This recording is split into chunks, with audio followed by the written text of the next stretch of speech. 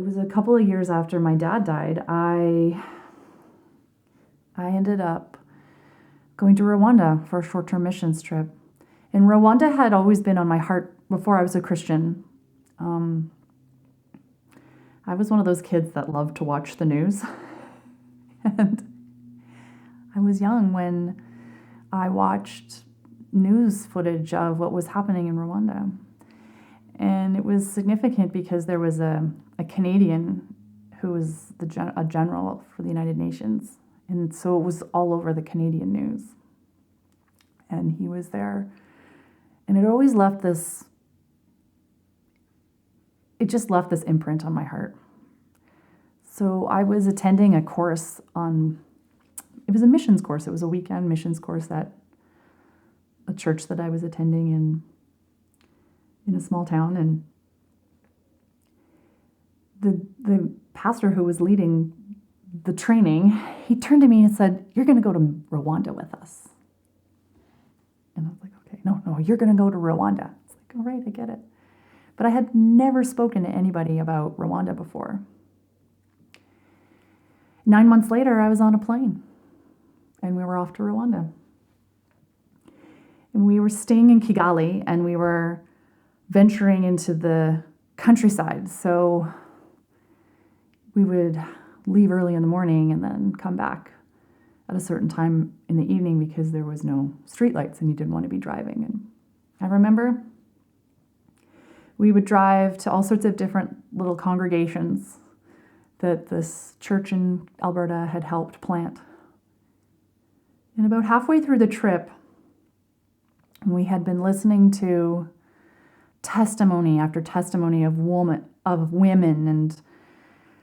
and young men and women and children who'd lost parents in the genocide or entire families in the genocide. And I just remember feeling nothing, just kind of flat.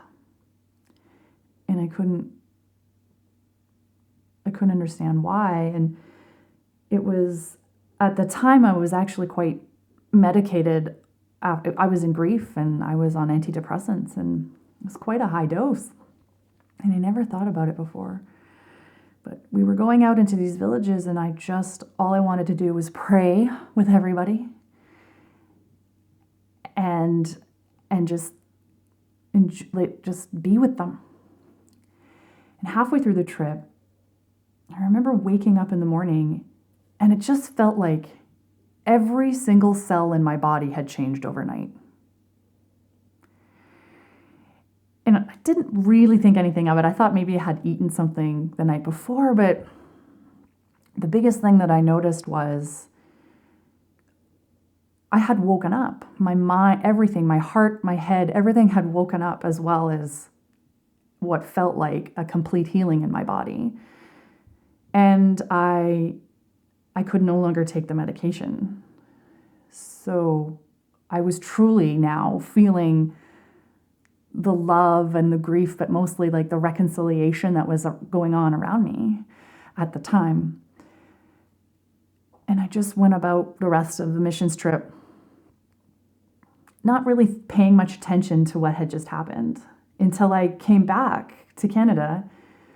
And I approached somebody, I said, "This is what's happened, and I think I have to totally come off my medication." And I received confirmation of healing. Like I had been completely healed of depression and sadness, and it was true. Like it was like a light went back on, and suddenly there was like I physically. I just still couldn't believe it. I've always prayed for healing for other people, but I've never prayed for healing for myself. So, and I never asked to be healed of what was going on. But I know that I was healed of depression and sadness, and it was the turning point in my grief. I to this day have never been on medication. I don't take medication for anything, really.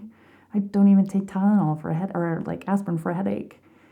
I was made new in the middle of a missions trip in a place where immense healing is taking place on a daily basis from trauma, deep trauma. That only God could do that. The only thing I can think of is that someone prayed for me after I gave my testimony in the middle of a field in rural Rwanda. And if that's the case, then that's family praying for family. So that was big.